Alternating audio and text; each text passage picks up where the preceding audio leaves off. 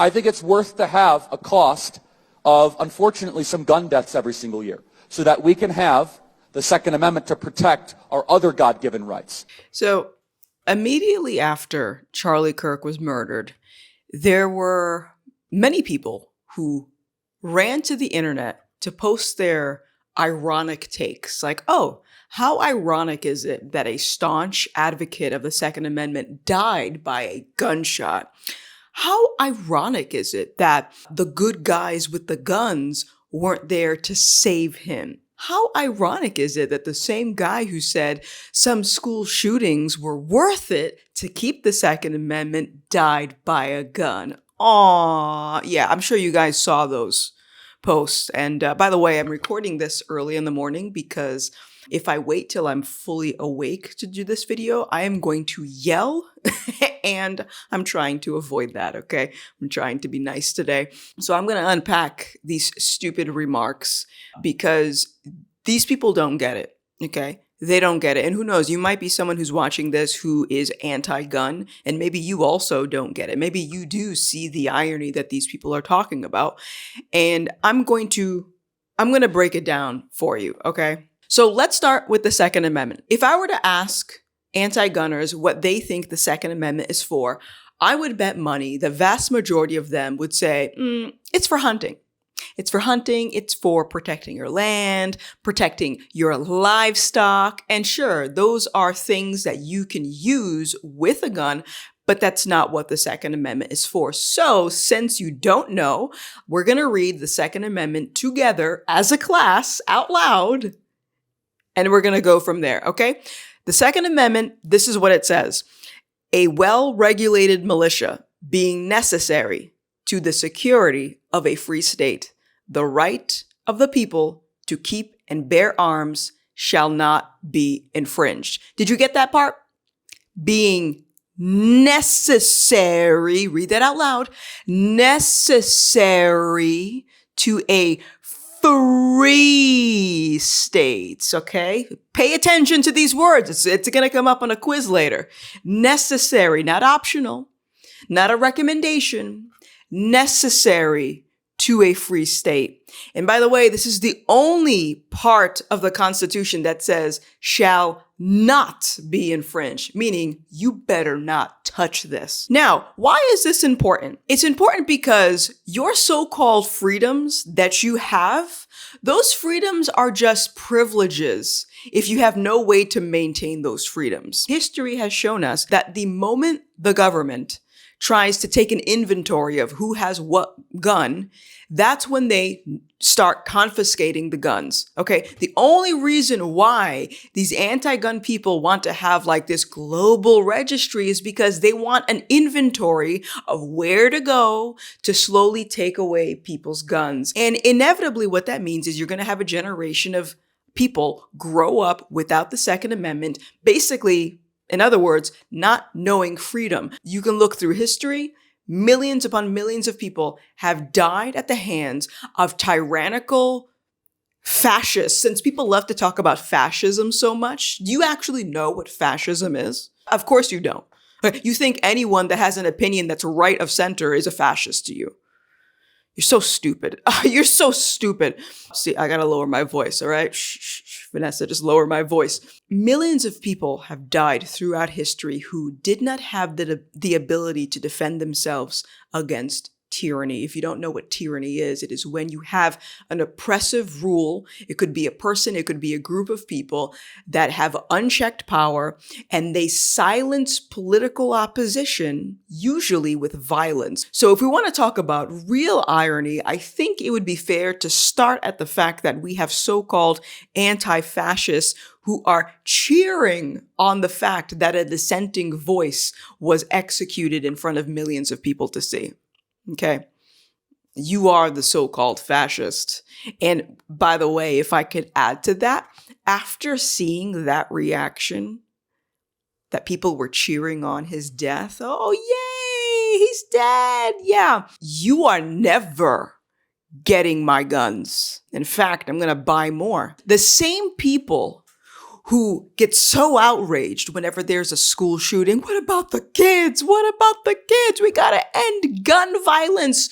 No, you want to end gun violence when it's convenient for you, but you would gladly use guns against your opponents, against people that you hate, and your actions prove that. What makes you think I would willingly disarm myself after seeing that? You must be crazy. And I think it also speaks to the fact that anti-gunners, they frequently say that, oh, guns are just used for violence. No. I think it's ironic here. I think it's ironic because, again, we had people celebrating the fact that Charlie Kirk was shot, and many of them do consider themselves to be anti-gun violence. So, no, you say that guns cause violence because you would be the people who would gladly use a gun to commit violence. See, I have this thing called self-control. I know it's a foreign concept, and maybe you anti-gunners have never heard of such thing. But self-control allows me to recognize that I have a responsibility. I have this beautiful firearm in front of me, and I have a responsibility to make sure that I get good training, train often, and also have respect for the people around me. You know, I believe we're all made in God's image. And so therefore, I have an understanding that human beings have intrinsic value. Okay. You know who believes humans don't have intrinsic value, by the way? Do you know?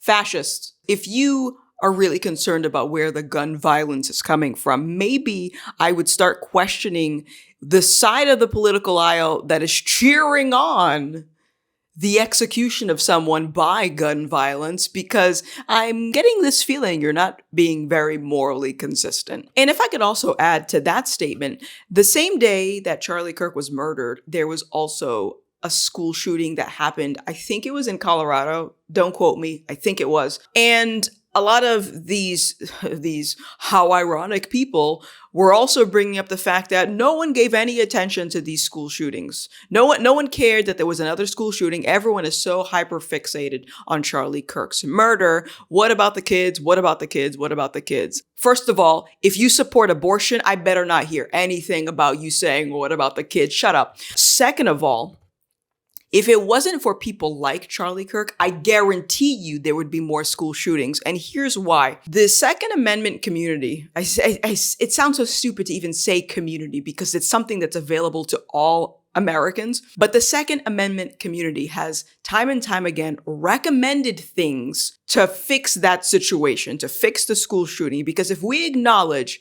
that it's not the gun, it's the person, then we have to acknowledge that bad people are everywhere, okay? And so why not hire armed security at these schools? Why not allow teachers who want to get proper firearm trainings? Why not allow them to arm themselves? And it pains me when people say, oh, that's just weird gun culture. Like, that's not a solution. No, it is a solution. It's a logical solution because we understand that we live in a broken world with evil people and they don't care about your feel good, safe space, gun-free zone stickers. They don't care about that. Schools are what they call soft targets. It's basically any place that the criminal knows they're not going to be met with aggression. So they're going to go to these soft targets knowing that it's just a bunch of kids and no one has a gun.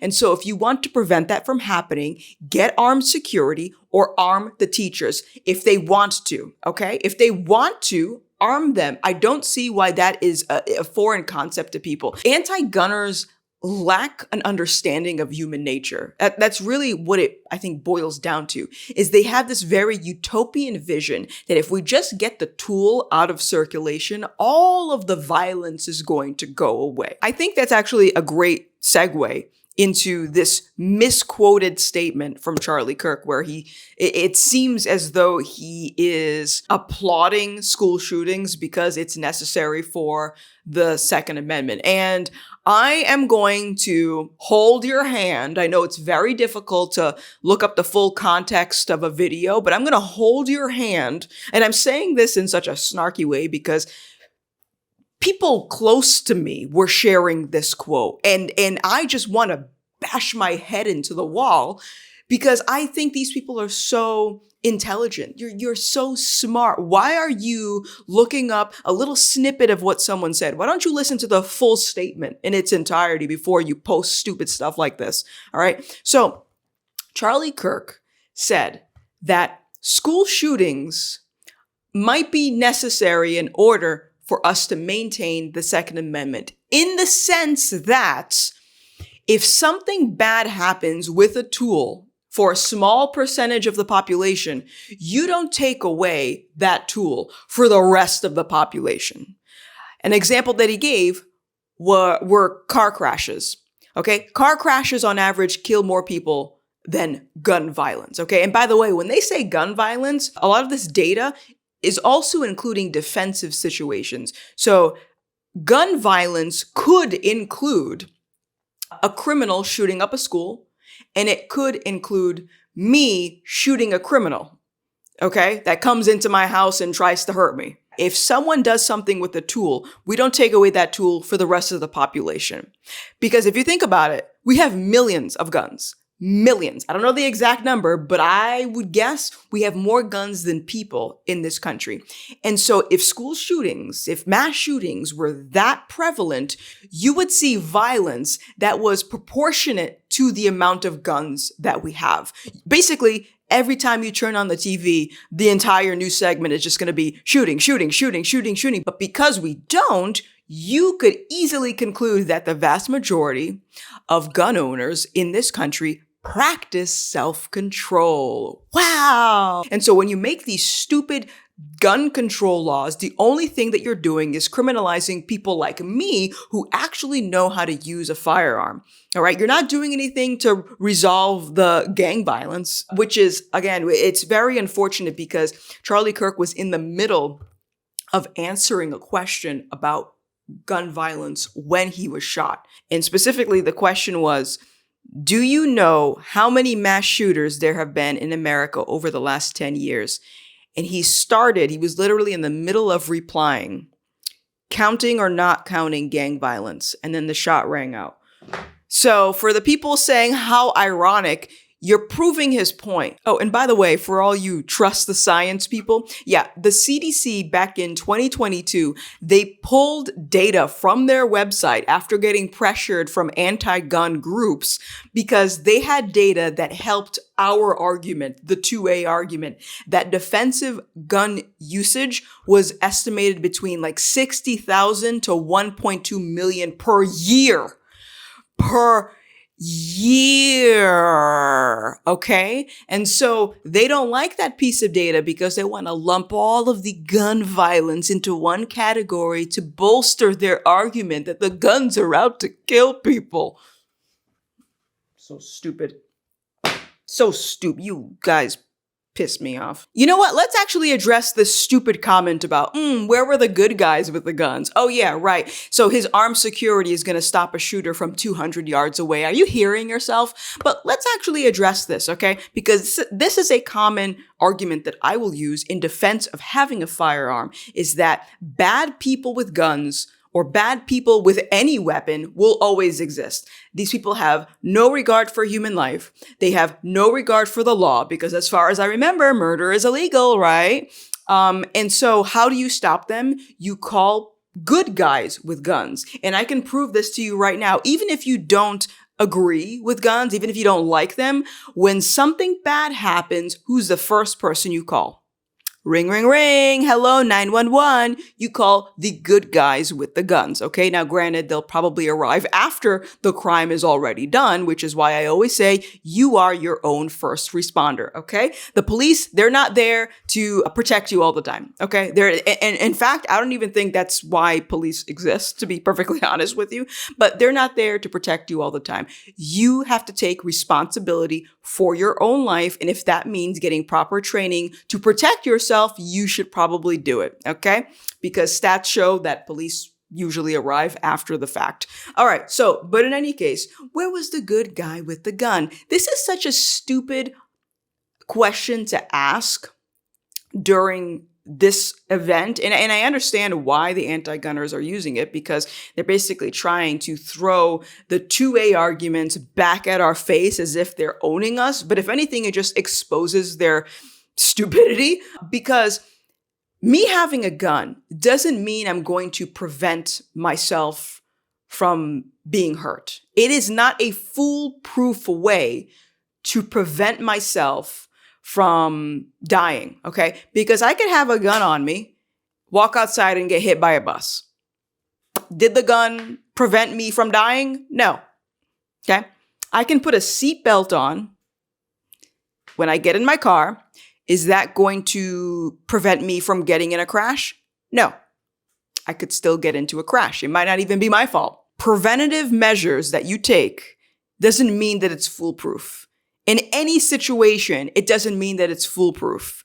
Things happen. People die. The difference here is that having a gun, having a means to protect yourself, gives you a fighting chance, okay? It doesn't mean that if you are in a situation where there is a mass shooter, that you're gonna come out alive, but it will give you a fighting chance. I realize that I've been rambling throughout this video. There's probably no cohesion to any of my statements, and listen, if you've watched this in its entirety, kudos to you. You're a real one. But you know what? I'm going to end with this. Charlie Kirk's murder doesn't disprove the need for the Second Amendment. If anything, it underscores it, because evil thrives when people are defenseless. Okay. And your selective grief, your selective outrage, your arbitrary moral standards prove exactly why we need to arm ourselves. And it also proves that you're not really interested in stopping violence. You're interested in control. And so I think I speak for all freedom-loving, patriotic people in this country that you are never getting our guns. Not now, not ever. You can ask nicely and you can take it by force if you need to, but you are never willingly going to get my guns, okay?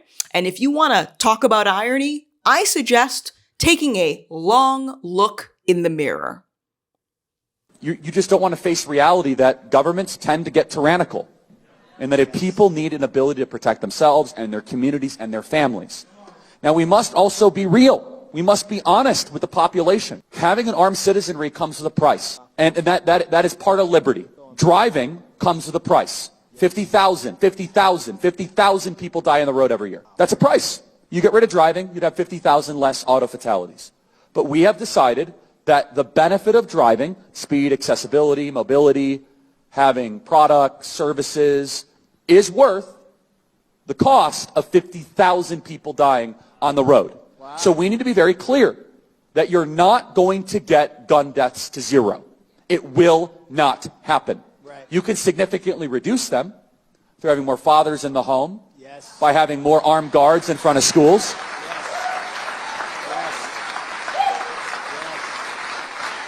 We should have an honest and clear reductionist view of gun violence, but we should not have a utopian one. You will never live in a society when you have an armed citizenry and you won't have a single gun death.